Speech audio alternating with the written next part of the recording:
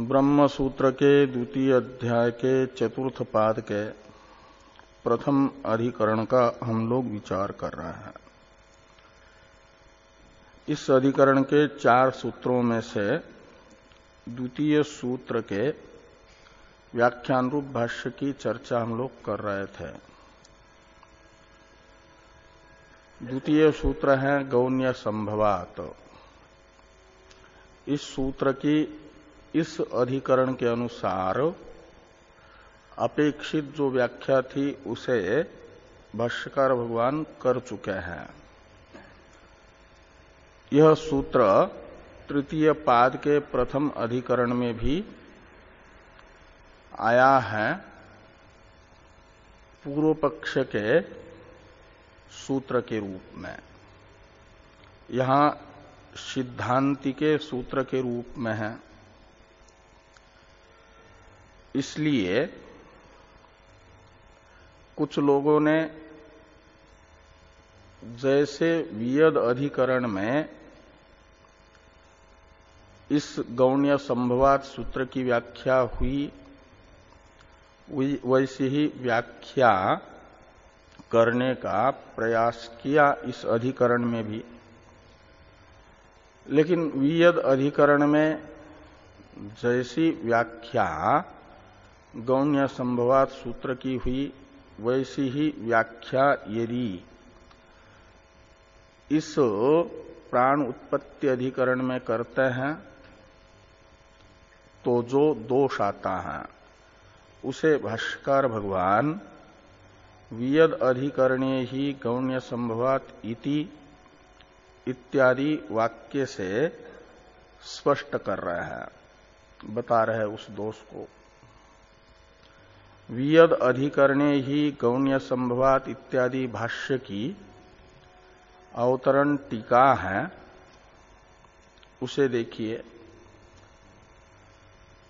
केचित वियद अधिकरण अनुरोधेन इदं सूत्रम व्याचक्षते तान दूषयति वियदिति। गौण्य संभवात इस सूत्र की व्याख्या करने वाले कुछ व्याख्याता वियद अधिकरण में जैसे व्याख्या हुई वैसी ही यहां पर भी व्याख्या करना चाहते हैं। तो वैसी व्याख्या करने पर जो दोष आता है उसे भाष्यकार भगवान बताते हैं। तो भाष्य में है वियद अधिकरणे ही गौण्य संभवात इति पूर्व पक्ष सूत्रत्वात् गौणी जन्म श्रुति असंभवात इति व्याख्यातम। कहते हैं वियद अधिकरण में इस सूत्र की ऐसी व्याख्या की गई क्योंकि यह वियद अधिकरण में पूर्व पक्ष के मत को बताने वाला सूत्र है। इसलिए वहां पर यह व्याख्या हुई कि गौण 2 पद वाला सूत्र वहां पर बताया गया। यहां भाष्यकार भगवान ने सामासिक एक ही पद इस सूत्र में माना। गौण्या असंभव गौण्या संभव तस्मात् गौण्या संभवत, ऐसा। तो गौण्य संभवात एक पद है यहां पर, और वियद अधिकरण में इसी सूत्र से व्याख्या करते हुए 2 पद इस सूत्र में माने। गौणी ये प्रथमांत और असंभवात पंचम्यांत। और व्याख्या इस प्रकार हुई कि आकाश की उत्पत्ति को बताने वाली जो श्रुति है, तस्माद् वा ये तस्माद् आत्मनः आकाश संभूतः, यह श्रुति है आकाश की उत्पत्ति को बताने वाली श्रुति। यह पूर्व पक्षी कहते हैं जो आकाश को अनुत्पन्न मानना चाहते हैं। वैशेषिक मत में आकाश अनुत्पन्न है, उत्पन्न नहीं होता, नित्य है। इसलिए वे कहते हैं कि तस्माद् वा एतस्माद् आत्मनः आकाश संभूत, यह श्रुति जो आत्मा से आकाश की उत्पत्ति बता रही है वह मुख्य उत्पत्ति नहीं बता रही है, आकाश की गौणी उत्पत्ति को बताती है। जैसे जीवात्मा की गौणी उत्पत्ति है, औपाधिक उत्पत्ति है। जीवात्मा की उपाधिभूत बुद्धि उत्पन्न होती है तो माना जाता है जीव उत्पन्न हुआ। जीवात्मा का उपाधिभूत सूक्ष्म शरीर स्थूल शरीर से अलग होता है हमेशा हमेशा के लिए तो माना जाता है कि मृत्यु हो गई। सूक्ष्म शरीर का जो स्थूल शरीर के साथ वियोग है उसी का नाम है मृत्यु। वो होता है सूक्ष्म शरीर का वियोग, लेकिन मान लिया जाता है सूक्ष्म शरीर उपाधिक जीवात्मा का ही, वो औपाधिक मृत्यु है। औपाधिक उत्पत्ति है, औपाधिक मृत्यु है जीवात्मा का, स्वरूपतः उत्पत्ति और मृत्यु नहीं है। ऐसे आकाश की भी ब्रह्म से स्वरूपतः उत्पत्ति नहीं अपितु औपाधिक उत्पत्ति है, गौणी उत्पत्ति है। ऐसा तस्माद् वा ये तस्माद् आत्मनः आकाश संभूत यह श्रुति बता रही है। ऐसा मानना था पूर्व पक्षी का वियद अधिकरण के। तो पूर्व पक्षी को पूछा गया कि क्यों आकाश की गौणी उत्पत्ति मानना है, मुख्यार्थक ही क्यों नहीं मानना है आकाश की उत्पत्ति को बताने वाली श्रुति को। स्वरूपत ही आकाश की उत्पत्ति बताने वाली ये श्रुति ऐसा क्यों न माना जाए। ये जब वैशेषिकों से पूछा गया तो वैशेषिकों ने हेतु बताया असंभवात, यानी आकाश की स्वरूपतः उत्पत्ति संभव न होने से। ये वैशेषिकों ने पूर्व पक्षी ने हेतु बताया जो आकाश को अनुत्पन्न मानना चाहते हैं कि आकाश की मुख्य उत्पत्ति संभव नहीं है। इसलिए आकाश की उत्पत्ति बताने वाली यदि कोई श्रुति है तो उसको गौण मान लो। कहा मुख्य उत्पत्ति क्यों संभव नहीं आकाश की, तो कहा उत्पत्ति सामग्री का अभाव होने से। उत्पत्ति की सामग्री होती है, आकाश द्रव्य है ना, और द्रव्य की उत्पत्ति की सामग्री माना जाता है समवायी कारण हो, असमवायी कारण हो, निमित्त कारण हो, तब उत्पन्न हुआ करता है द्रव्य। तो समवायी कारण माना जाता है अवयवों को, और आकाश तो निरवयव है, उसके कोई अवयव रूपी समवायी कारण नहीं है वैशेषिक मत में। और अवयवों का जो संयोग होता है उसे वैशेषिक लोग कार्य द्रव्य का असमवायी कारण मानते हैं। और आकाश के जब अवयव ही नहीं है तो अवयवों का संयोग रूप समवायी कारण का भी सवाल ही नहीं उठता। तो इस प्रकार समवायी कारण असमवायी कारण रूपी सामग्री का अभाव होने से बिना समवायी कारण के असमवायी कारण के आकाश कैसे उत्पन्न होगा। इसलिए हम कहते हैं सामग्री का अभाव होने से आकाश अनुत्पन्न है और उसकी उत्पत्ति बताने वाली श्रुति गौणी है। ऐसा वियद अधिकरण में पूर्व पक्ष के मत को स्थापित करते हुए गौण्य संभवात सूत्र ने कहा। ये व्याख्या वहां पर हुई, उसका स्मरण यहां पर दिलाया भाष्यकार भगवान ने कि वियद अधिकरणे ही गौण्य संभवात इति पूर्व पक्ष सूत्रत्वात् गौणी जन्म श्रुति असंभवात इति व्याख्यातम। ऐसा व्याख्यान हुआ। और वहां पर सिद्धांत बताया, कहते हैं आकाश की उत्पत्ति गौण नहीं हो सकती, ऐसा सिद्धांत है वहां। आकाश की उत्पत्ति को बताने वाली तस्माद् वा ये तस्मादात्मनः आकाश संभूत, इस श्रुति को गौणी नहीं माना जा सकता। क्यों नहीं गौणी माना जा सकता? कहते आकाश की उत्पत्ति को यदि गौण मानेंगे तो प्रतिज्ञा की हानि होगी। प्रतिज्ञा है एक ज्ञान से सर्व ज्ञान की प्रतिज्ञा, और वह असिद्ध होगी, सिद्ध नहीं हो पाएगी। आकाश को यदि स्वरूपतः अनुत्पन्न मानेंगे तो फिर वो ब्रह्म से भिन्न हो जाएगा, और ब्रह्म से भिन्न होगा तो ब्रह्म ज्ञान से ज्ञात नहीं हो पाएगा। तो ब्रह्म ज्ञान से सर्वज्ञान की प्रतिज्ञा असिद्ध होगी ना, अनुपन्न होगी। ऐसा वहां पर सिद्धांत बताया। वहां का सिद्धांत है कि आकाश की उत्पत्ति को बताने वाली श्रुति मुख्य है, गौणी नहीं। ये वहां का सिद्धांत है। और उस सिद्धांत को वेद अधिकरण में स्थापित किया प्रतिज्ञा हानि रूप हेतु दिखा करके। हाँ, फिर कहा कि प्रतिज्ञा को भी गौण मान लो, लेकिन सिद्धांत ने कहा ये नहीं हो सकता। तो प्रतिज्ञा हान्याच तत्र सिद्धांतो अभीत, प्रतिज्ञा की अनुपपत्ति दिखा करके तत्र यानी वेद अधिकरण में सिद्धांत बताया गया। सिद्धांत का मतलब आकाश की वास्तविक ही उत्पत्ति है, स्वरूपतः उत्पत्ति है, ये सिद्धांत है। इसको बताया वहां पर।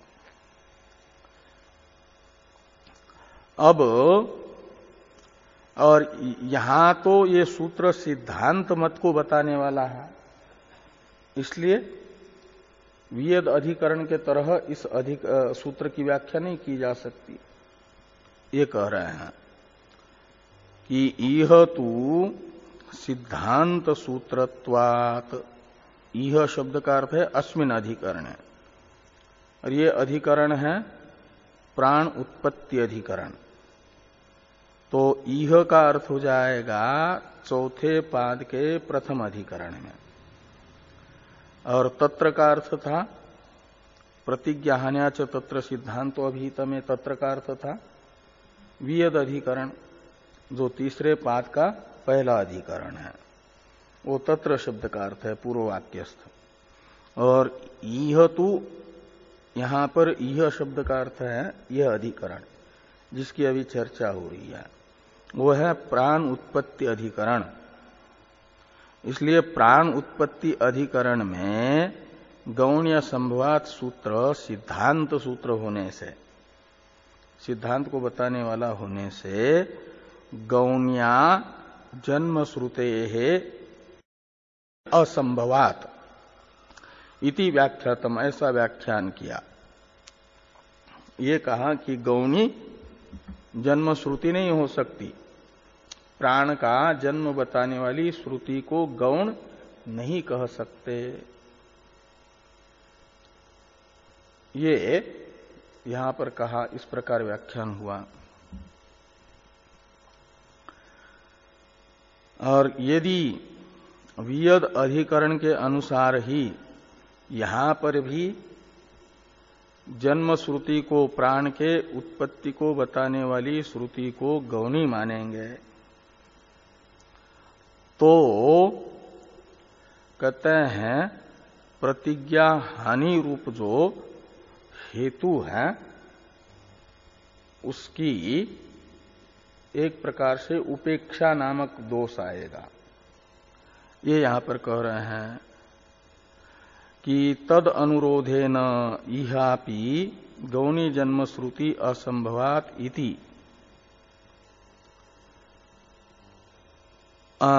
व्याचक्षाणैहि प्रतिज्ञा हानि उपेक्षिता स्यात्। तो वियद अधिकरण के अनुसार यदि यहां पर भी गौण्य संभवात इस सूत्र में 2 पद करके ऐसा व्याख्यान करेंगे कि ये तस्मात् जायते प्राण, यह प्राण की उत्पत्ति बताने वाली श्रुति गौण है, मुख्य नहीं, क्योंकि प्राण का जन्म असंभव है। ऐसी व्याख्या यदि करेंगे तो सिद्धांति ने बताया हुआ प्रतिज्ञा की अनुपपत्ति नामक जो दोष है उसका अनादर किया, उपेक्षा की सिद्धांति के हेतु की, ये दोष इस व्याख्यान में आ जाता है। कथेति व्याचक्षा नहीं, यानी ऐसा व्याख्यान करने वाले के द्वारा प्रतिज्ञा हानि उपेक्षिता, प्रतिज्ञा की हानि नामक जो हेतु है सिद्धांतियों का वह उपेक्षित हो जाएगा, ये दोष आता है। इस प्रकार ये प्राण उत्पत्ति अधिकरण के द्वितीय सूत्र के व्याख्यान रूप भाष्य का विचार पूरा हो जाता है। तृतीय सूत्र है तत्प्राक् श्रुतेश्च, इसका अवतरण है भाष्य में। उस अवतरण भाष्य को पहले देख लो। इतश्च आकाशादीनाम इव प्राणानाम अपि मुख्या एव जन्मश्रुति। तो इतश्च शब्द का अर्थ है वक्ष्यमान हेतु से। वक्ष्यमान हेतु का अर्थ है तत्प्राक् श्रुतेश्च, इस सूत्र से बताया जाने वाला जो हेतु, उसे इतः शब्द से लेना। भाष्य में जो पहला इतः शब्द है उसका, उससे तीसरे सूत्र के द्वारा बताया जाने वाला जो हेतु है उसका ग्रहण करना है। तो वक्ष्यमान हेतु से भी ये सिद्ध होता है कि जैसे आकाशादि का जन्म मुख्य है, आकाशादि की उत्पत्ति मुख्य उत्पत्ति है, स्वरूपतः उत्पत्ति है, ऐसे प्राणों की उत्पत्ति भी स्वरूपतः ही हुई है, मुख्य ही है, गौण नहीं। ये प्रतिज्ञा हानि रूप दोष से तो सिद्ध होता ही है। प्रतिज्ञा अनुपपन्न हो जाएगी प्राण की उत्पत्ति को गौण मानेंगे तो। इसलिए प्रति एक ज्ञान से सर्वज्ञान की सिद्धि के लिए आवश्यक है प्राण को ब्रह्म का कार्य मानना, प्राण की आकाश आदि के तरह स्वरूपतः उत्पत्ति मानना। जैसे प्रतिज्ञा हानि नामक हेतु से ब्रह्म से आकाश आदि के तरह ही प्राणों का भी मुख्य जन्म सिद्ध होता है, वैसे वक्ष्यमान हेतु से भी आकाश आदि के तरह प्राणों का मुख्य ही जन्म ब्रह्म से सिद्ध होता है, ब्रह्म से मुख्य ही जन्म सिद्ध होता है। ये यहां पर इतश्च आकाशादीनाम इव प्राणानाम अपि मुख्या एव जन्म श्रुति, इस वाक्य से कहा गया। अब सूत्र का उच्चारण किया जाए। तत्प्राक् श्रुतेश्च, तत्प्राक् श्रुतेश्च, तो इसमें तत्प्राक् और श्रुते है और च, ऐसे तीन पद हैं। तो अर्थ है ये तस्मात् जायते प्राण मनः सर्वेन्द्रियाणि च, इस वाक्य के द्वारा ब्रह्म से प्राणों का मुख्य ही जन्म बताया जा रहा है, ये सिद्धांति की प्रतिज्ञा रहेगी। ये तस्मात् जायते प्राण, यह प्राण की उत्पत्ति बताने वाली श्रुति मुख्य ही है, गौणी नहीं। क्यों? तो कहते इसलिए कि उसी मंत्र में आता है खम वायुर ज्योतिरापः पृथ्वी विश्वस्य धारिणी, ये उस मंत्र का उत्तरार्ध है। ये तस्मात् जायते प्राण मनः सर्वेन्द्रियाणि च, ये पूर्वार्ध है। उत्तरार्ध है खम वायुर ज्योतिरापः पृथ्वी विश्वस्य धारिणी। तो इसमें ये तस्मात् जायते प्राण, इस वाक्य में ये तस्मात् शब्द से लिया जाता है ब्रह्म को। तो ये तस्मात् यानी ब्रह्मणः प्राणः जायते, प्राण उत्पन्न होता है, ये कहा जा रहा है। और आगे आता है ये तस्मात् मनः जायते, ये तस्मात् सर्वेन्द्रियाणि जायन्ते। जायन्ते पद एक ही बार प्रयोग है प्राण के पास में, और इसी जायते का अन्वय प्रत्येक के साथ हो रहा है। ये तस्मात् जायते खम, ये तस्मात् जायते वायुः, ये तस्मात् जायते ज्योतिः, ये तस्मात् जायन्ते आपः, ये तस्मात् जायते पृथ्वी। तो यहां पर ये तस्मात् और जायते, इन दोनों पदों की अनुवृत्ति प्रत्येक के साथ है। तो यदि ये तस्मात् जायते प्राणः, इस वाक्यस्थ जायते यह पद खम के साथ अन्वित होगा, वायु के साथ अन्वित होगा, ज्योति के साथ अन्वित होगा, तो वहां जायते शब्द का मुख्य अर्थ लिया जाता है। ये तस्मात् जायते खम का अर्थ है कि ब्रह्म से आकाश मुख्य रूप से ही उत्पन्न होता है। ब्रह्म से आकाश की, वायु की, ज्योति शब्दित अशब्दित अग्नि की, आपः शब्दित जल की और पृथ्वी की गौणी उत्पत्ति नहीं बताई जा रही है, गौण जन्म नहीं बताया जा रहा। वहां इसी जायते पद का जब खम इत्यादि के साथ अन्वय किया जाता है तो खम शब्द मुख्य जन्म को बताता है। ब्रह्म से आकाश आदि का मुख्य जन्म हुआ है, मुख्य उत्पत्ति है। ये उस मंत्र में जायते पद का अर्थ है। और वो कौन सा जायते पद जा रहा है वहां पर? यही ये तस्मात् जायते प्राण। इस वाक्यस्थ जायते पद ही खादि के साथ अन्वित होता है, आकाश आदि के साथ अन्वित होता है, तो आकाश आदि का मुख्य जन्म बताता है। और प्राण के साथ अन्वित होगा, मन के साथ अन्वित होगा, इंद्रियों के साथ अन्वित होगा, तो गौण जन्म बताएगा। यदि पूर्व पक्ष के आग्रह के अनुसार, जैसे जो लोग मानना चाहते हैं प्राण की उत्पत्ति को बताने वाली श्रुति गौणी है, ऐसा जो मानना चाहते हैं तो उनके अनुसार तो फिर इस वाक्यस्थ जायते इस पद का गौण जन्म अर्थ करना पड़ेगा। प्राण के साथ जब अन्वित होगा, मन के साथ अन्वित होगा, इंद्रियों के साथ अन्वित होगा, तो जायते पद का अर्थ निकलेगा कि ब्रह्म से प्राणादि का गौण जन्म है, मुख्य जन्म नहीं।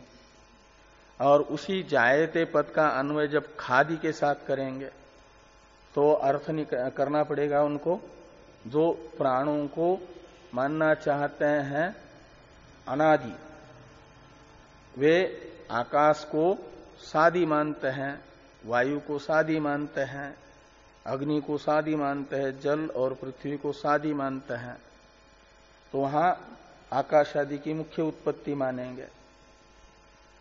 तो एक वाक्य में प्रयुक्त जायते यह पद आकाश आदि के साथ अन्वित होगा तो मुख्य जन्म को बताएगा, प्राणादि के साथ अन्वित होगा तो गौण जन्म को बताएगा, ये नहीं होगा। एक वाक्य में प्रयुक्त एक पद या तो मुख्यार्थ को बताएगा या तो गौणार्थ को बताएगा। ये नहीं होगा कि कहीं मुख्यार्थ और कहीं गौणार्थ उसी पद का। ये सिद्धांती कह रहे हैं तत्प्राक श्रुतिश्च, इससे कहा जा रहा है कि खम वायु ज्योतिरापह, इस वाक्य में ये तस्मात् जायते इन दो पदों की अनुवृत्ति आती है पूर्व में प्रयुक्त, और जायते यह पद आएगा जो प्राण के साथ अन्वित है, यहां पर मुख्यार्थ को बताएगा। तो मानना पड़ेगा ये तस्मात् जायते प्राण में भी जायते शब्द का मुख्यार्थ ही है। यहां मुख्यार्थ होगा तो आकाश आदि में मुख्यार्थ होगा, मुख्य जन्म होगा, तो प्राण आदि के साथ अन्वित होने वाले जायते पद का भी मुख्य जन्म ही अर्थ करना पड़ेगा। और अर्थ होगा ये तस्मात् जायते प्राण इत्यादि ब्रह्म से प्राणों की उत्पत्ति बताने वाली श्रुति मुख्यार्थक ही है, गौणार्थक नहीं है। ये तत्प्राक श्रुतेश्च, इस सूत्र से वेदव्यास जी बता रहे हैं। इसी प्रकार का अर्थ भाष्यकार भगवान इस सूत्र का बता रहे हैं। भाष्यकार भगवान ने बताया हुआ जो सूत्रार्थ है इसको देखिए। यद जायत इति एकम पदम, एकम जन्मवाची पदम प्राणेषु प्राक् श्रुतम सत उत्तरेषु अपि आकाशादिषु अनुवर्तते। ये तस्मात् जायते प्राणः इत्यत्र, तो ये तस्मात् जायते प्राणः मनस् सर्वेन्द्रियाणि च खम वायुर ज्योतिराप पृथ्वी विश्वस्य धारिणी, इस मंत्र में जो पूर्व में प्राणेषु यानी प्राण मन तथा इंद्रियों में श्रुत जो जन्मवाची पद है जायते यह पद, उसी की उत्तर में आकाश आदि में अनुवृत्ति होती है। पाठक्रम में प्राणादि की अपेक्षा उत्तर में पठित, बाद में पठित जो आकाश आदि हैं श्रुति में, पहले प्राणादि पठित हैं और प्राणादि के साथ अन्वित होने वाला जो जायते पद है उसी का अन्वय उत्तर में प्राणादि की अपेक्षा उत्तर में पठित आकाश आदि में है। और वहां आकाश आदि में कहते हैं आकाशादिषु मुख्यम जन्म प्रतिष्ठापितम, आकाश आदि का मुख्य जन्म वियद अधिकरण में बताया गया है। वियद आदि अधिकरणों के द्वारा आकाश वायु आदि का मुख्य जन्म बताया गया। तो तत्सामान्यात, तो आकाश आदि के तरह ही प्राण की भी उत्पत्ति ब्रह्म से बताई जा रही है उसी पद के द्वारा, तो मुख्य ही उत्पत्ति बताई जाएगी, ये अर्थ निकलता है। तत्सामान्यात प्राणेषु अपि मुख्यम एव जन्म भवितुम अर्हति, इस वाक्य का अवतरण है भाष्य टीका में। तस्य जायते इति पदस्य आकाशादिषु मुख्यस्य पाठापेक्षया प्राचीनेषु प्राणेषु श्रुतेर मुख्यम जन्म इति सूत्रयोजना तत्सामान्यात इति। तो कहते हैं सूत्र का अन्वय ऐसा करना, तत्प्राक श्रुतेश्च, इसमें तत् शब्द है जो सर्वनाम,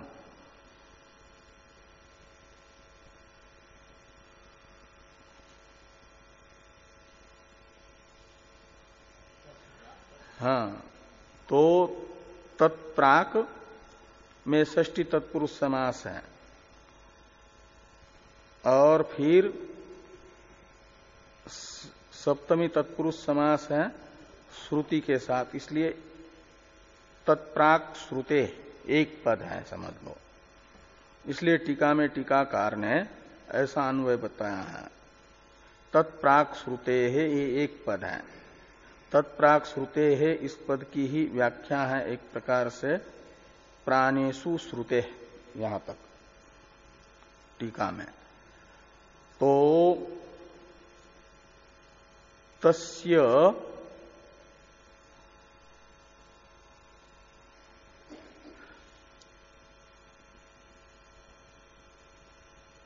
इस पद का अन्वय है श्रुते के साथ, और प्राक श्रुति में पहले सप्तमी तत्पुरुष समास कर लो, प्राक्सु श्रुति ही इति प्राक श्रुति, ऐसा। प्राक्सु का अर्थ होता है प्राचीनों में, यानी पूर्व में श्रवण होने से। श्रुति भावार्थ में तीन प्रत्यय करके श्रवणम श्रुति ऐसी उत्पत्ति करना, और प्राचीनों में श्रवण यानी पूर्व में श्रवण किसका, तो तस्य, और तस्य शब्द का अर्थ है जन्म पदस्य, जायते इस पद का। इसलिए टीका में टीकाकार कहते हैं कि तस्य यानी जायते इति पदस्य, ये इतना अर्थ कर दिया किसका, सूत्रस्थ तत्पद का। जायते इस पद का प्राक श्रवणात्, प्राक श्रुति का अर्थ है।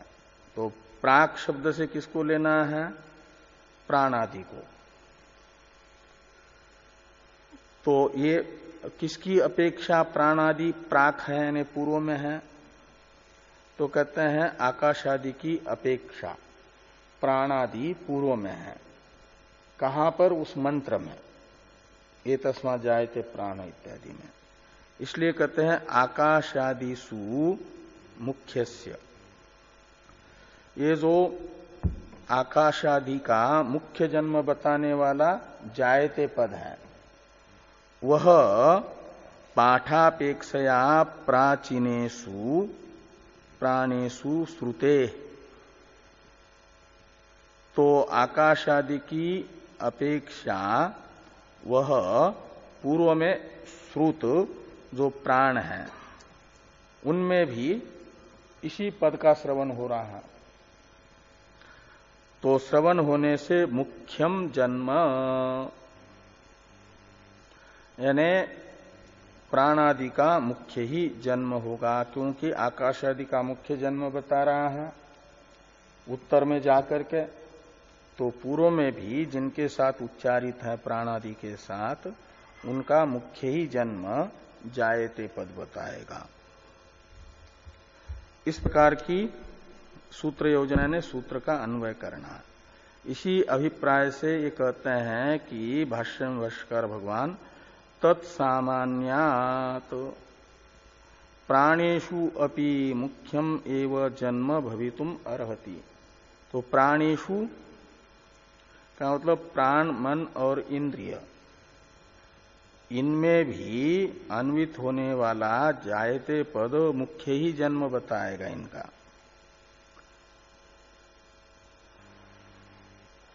ये नहीं कि प्राण आदि का गौण जन्म बताएगा और आकाश आदि का मुख्य जन्म बताएगा। ऐसा मानेंगे तो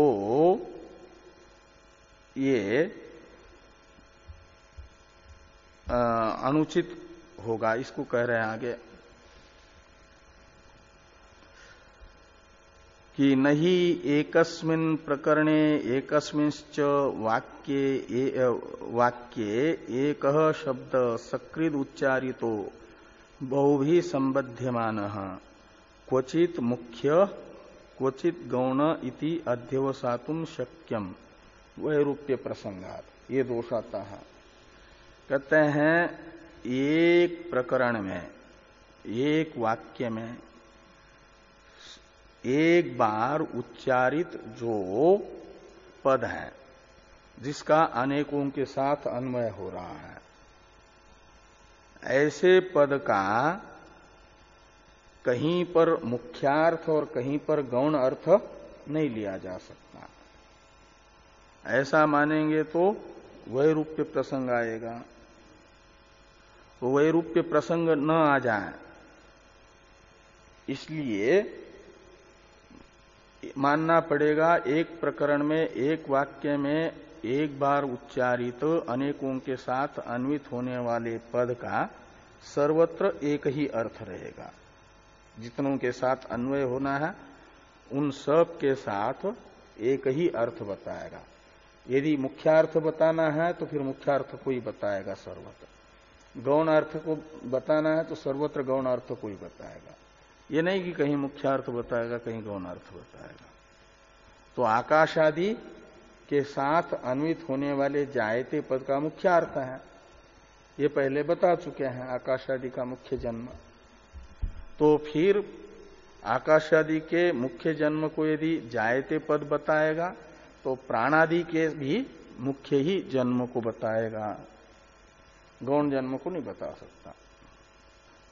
तो इस प्रकार ये तस्मात् जायते प्राण मनस सर्वेन्द्रियाणि च, इस सूत्रस्थ जायते पद आकाश आदि का मुख्य जन्म बताएगा तो प्राण का भी मुख्य ही जन्म बताएगा। ये कहा जैसे ऐसे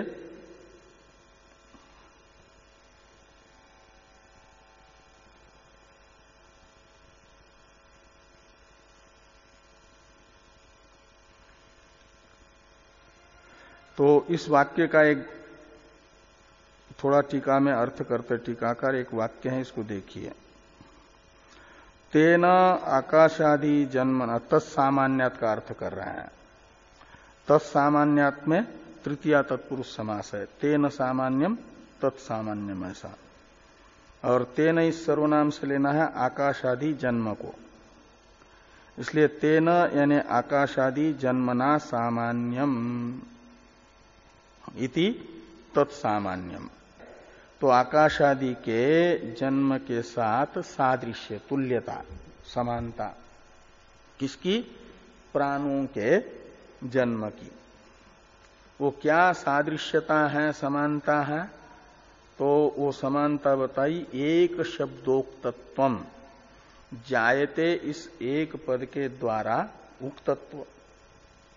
आकाश आदि का ब्रह्म से जन्म जो पद बता रहा है जायते पद, वही पद प्राणादि का भी जन्म बता रहा है। इसलिए प्राणादि के जन्मों में आकाश जन्म का सामान्य है, आकाशादि जन्म सामान्य है। आकाशादि जन्म समानता है एक पद के द्वारा उक्तत्व रूप। और तस्मात् यानी तत्सामान्यात्, ये अर्थ निकला। यानी आकाशादि के मुख्य जन्म को जिस पद के द्वारा बताया जा रहा है उसी पद के द्वारा प्राणादि का भी जन्म कथन होने से तत्प्राक श्रुते का अर्थ निकलेगा। तत्प्राक इस सूत्र का सूत्रस्थ तत्प्राक श्रुते शब्द का यह अर्थ है कि आकाशादि का मुख्य जन्म बताने वाले जिस जायते पद का प्रयोग हुआ है आकाशादि का मुख्य जन्म बताने के लिए, उसी पद के द्वारा इंद्रियों का भी जन्म श्रुत होने से इंद्रियों का जन्म भी मुख्य ही है, गौण नहीं। यह अर्थ निकलेगा तत्प्राक श्रुते सूत्र का। ऐसे अब एक तो ये मुंडक श्रुति को बताया ना उदाहरण के रूप में, अब प्रश्नोपनिषद श्रुति को भी बताया जा रहा है। वहां पर भी एक ही असृजत इस पद के द्वारा आकाश आदि के मुख्य जन्म को बताया जाता है, तो प्राण के भी मुख्य जन्म को ही असृजत पद बताएगा। ये कह रहे हैं तथा स प्राणम असृजत प्राणाश्रद्धाम इत्यत्रापि प्राणेषु श्रुतः सृजति परेषु अपि उत्पत्ति मत्सु श्रद्धादिषु अनुसज्जते। तो स प्राणम असृजत प्राणात् श्रद्धाम इत्यादि प्रश्नोपनिषद वाक्य में भी जो सृजति यानी सृष्टि का वाचक असृजत पद प्रयोग हुआ है, उसी का श्रद्धादि के साथ अन्वय होता है। उसी में वो आकाश आदि भी आते हैं उत्तर में, इंद्रिय आकाश आदि सब आते हैं, नाम लोक, तो उनका भी परमेश्वर ने सर्जन किया। स शब्द का अर्थ है परमेश्वर। प्राण का सर्जन जिसने किया उसी ने श्रद्धा को बनाया, उसी ने आकाश को बनाया, उसी ने वायु को बनाया, उसी ने इंद्रियों को बनाया। ये सब आता है, 16 कलाओं को बताया गया वहां पर। तो ये जो श्रद्धादि है इनका मुख्य जन्म है, सृष्टि है, मुख्य सृष्टि है। तो प्राण की भी मुख्य ही सृष्टि असृजत पद के द्वारा बताई जाएगी, ये अर्थ निकलेगा। तो प्राण से उत्तरवर्ती श्रद्धादि का मुख्य जन्म बताने वाले असृजत इसी पद के द्वारा श्रुत जो प्राण का जन्म है वह भी मुख्य ही जन्म होगा, गौण नहीं। ये भी तत्प्राक श्रुतेश्च, इस सूत्र का अर्थ निकलेगा।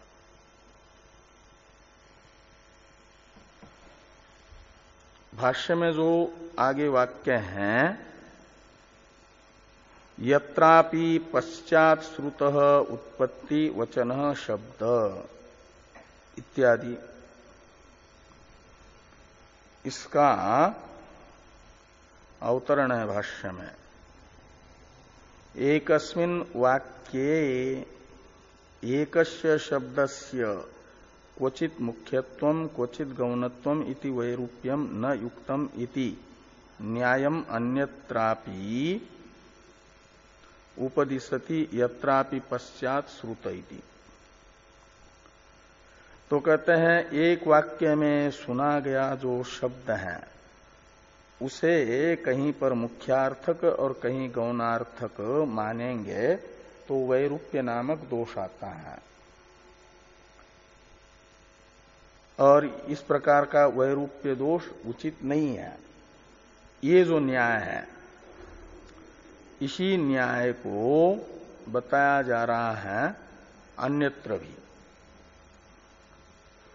यत्र इत्यादि वाक्य के द्वारा। तो भाष्य में यत्र इत्यादि वाक्य को देख लो कि यत्रापि पश्चात श्रुतः उत्पत्ति वचनः शब्द पूर्वैहि संबध्यते तत्रापि एष एव न्याय। एष एव न्याय से यही युक्ति बताना जो यहां पर बताई थी। यहां तो पहले श्रुत जो पद है उत्तर में गया, तो जिस अर्थ का वाचक उत्तर में हुआ उसी अर्थ का वाचक पूर्व में भी रहा। अलग अलग अर्थ का वाचक मानेंगे, कहीं मुख्यार्थ कहीं गौणार्थक, तो वैरूप्य प्रसंग आएगा। ये जो न्याय बताया, युक्ति बताई, इसी युक्ति को वहां पर भी लगाना जहां पर पश्चात श्रुत कोई शब्द पूर्व में आकर के किसी अर्थ को बताता है तो पूर्व में जिस अर्थ को बताएगा वहीं उत्तर में भी अर्थ रहेगा। सर्वत्र एक वाक्य में एक बार उच्चारित जो पद है वह जहां भी अन्वित होगा वो एक ही अर्थ को बताएगा, अनेक अर्थ को नहीं बताएगा, चाहे वो पूर्व में उच्चारित हो या उत्तर में उच्चारित हो। इस अभिप्राय से ये लिखते हैं कि यत्रापि पश्चात श्रुतः उत्पत्ति वचन शब्द, तो बाद में उत्पत्ति का वाचक सुना गया जो पद है वह पूर्व के साथ भी संबद्ध होगा तो एक ही या तो मुख्य उत्पत्ति को बताएगा या तो गौण उत्पत्ति को बताएगा। तत्रापि ये सेव न्याय, यही न्याय लगाना। जैसे उदाहरण के लिए एक वाक्य बताते हैं, यथा सर्वाणि भूतानि युच्चरन्ति इति अयम अन्ते पठितो युच्चरन्ति शब्द पूर्वैरपि प्राणादिभिः संबध्यते। एतस्मात् सर्वे प्राणाः सर्वे लोकाः सर्वे वेदाः सर्वाणि च भूतानि युच्चरन्ति, ऐसा एक वाक्य आता है जो शुरू में यहां पर दिया था, तथा प्राणा सूत्र के भाष्य में है। एतस्मात् सर्वे प्राणा सर्वे लोकाः सर्वे वेदाः सर्वाणि च भूतानि युच्चरन्ति, है कि नहीं? नहीं मिला। तथा प्राणा इस सूत्र के भाष्य में देख लो, दो तीन पंक्ति बाद में। हाँ, एतस्मात् सर्वे प्राणा है कि नहीं? नहीं है क्या? इतना समय लगता है देखने के लिए भी, वो सीधा लिखा हुआ है वहां, ये तस्मा मुंडक का है। हाँ, और क्या? जायन्ते नहीं मिला है? कहाँ है? ये है बृहदारण्यक उपनिषद का 566 नंबर पृष्ठ पर देखो। एतस्मात् आत्मनः सर्वे प्राणाः सर्वे लोकाः सर्वे देवाः सर्वाणि च भूतानि सर्वाणि भूतानि युच्चरन्ति, है कि नहीं? 566 नंबर पृष्ठ पर बीच में है उदाहरणम बृहदारण्यक वाक्य के दूसरे बृहदारण्यक उपनिषद में दूसरे अध्याय के पहले ब्राह्मण का। एतस्माद् आत्मनः सर्वे प्राणा लोका इत्यादि अंक भी है 566 नंबर पृष्ठ पर देखो। सर्वाणि भूतानि देकर के कोष्टक में तो अंक भी लिखा है। दूसरे अध्याय के पहले ब्राह्मण का 20वीं कंडिका है। नहीं मिला? 566 नंबर पृष्ठ में नहीं है? पृष्ठ कहाँ लिखा है? इधर वाले पृष्ठ में ऐसे। तो ये है, तो वहां सीधा इतना है कि सर्वाणि भूतानि युच्चरन्ति, यहां पर उत्तर में पठित ये उत्पत्ति का वाचक पद है और इसी का अन्वय पूर्व में पठित जो प्राण लोक और देव हैं उनके साथ होना है ना? तो